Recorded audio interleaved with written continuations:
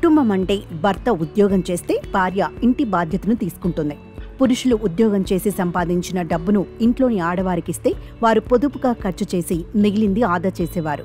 కానీ ప్రజెంట్ జనరేషన్లో మాత్రం సమాజంలో స్త్రీ పురుషులిద్దరూ ఉద్యోగాలు చేస్తూ ఒకరికి ఒకరు చేదోడు బాదోడుగా ఉంటున్నారు.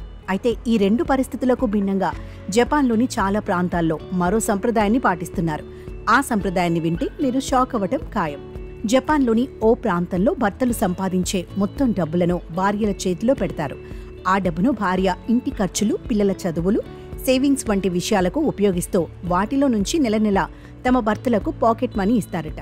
అయితే భార్య ఎంత పాకెట్ మనీ ఇస్తే భర్తలు అంతే వినియోగించుకోవాలి. మనకు కావాల్సినంత డిమాండ్ చేస్తే ఇవ్వరట. జపాన్ జనాభాలో సుమారు 74% మంది దంపతులు ఇప్పటికీ ఈ విధానాన్ని అనుసరిస్తున్నట్లు అనేక నివేదికలు చెబుతున్నాయి. అదే కాకుండా మహిళలు పొదుపు విషయంలో ఇతర దేశాల వారికి స్ఫూర్తిగా నిలుస్తారని అంటున్నాయి. జపాన్లో దాదాపు ప్రతి ఇంట్లో సంపాదనంతా తెచ్చి భార్య చేతిలో పెట్టే భర్తలే ఉంటారని నివేదికలు చెప్తున్నాయి.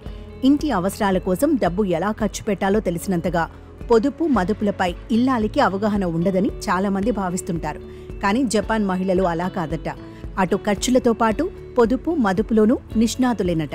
భర్త సంపాదనను ఇంటి అవసరాల కోసం సరిగ్గా ఖర్చు చేయడమే కాకుండా మిగిలిన డబ్బును పొదుపు చేయటంలోనూ ముందుంటారట జపాన్ మహిళలు. కేవలం పొదుపు చేయడమే కాకుండా లాభాలొచ్చే సంస్థల్లో పెట్టుబడులు పెడుతూ మరికొంత నగదును ప్రత్యేకమైన మనీ పర్సులో దాచుకుంటారట. ఈ డబ్బు అత్యవసర పరిస్థితుల్లో తమను ఆదుకుంటుందని అక్కడి వారి నమ్మకం.